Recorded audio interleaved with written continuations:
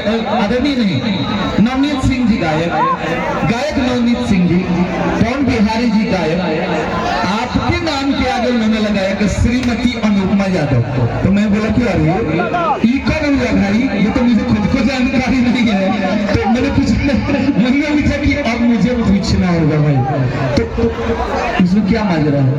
जब शादी होगी तो आप नहीं आएंगे तो वही मैं मजा के। अरे यही तो मैं समझ रहा था कि अभिभावक को कैसे मालूम हो गया, मुझे मालूम नहीं होगा।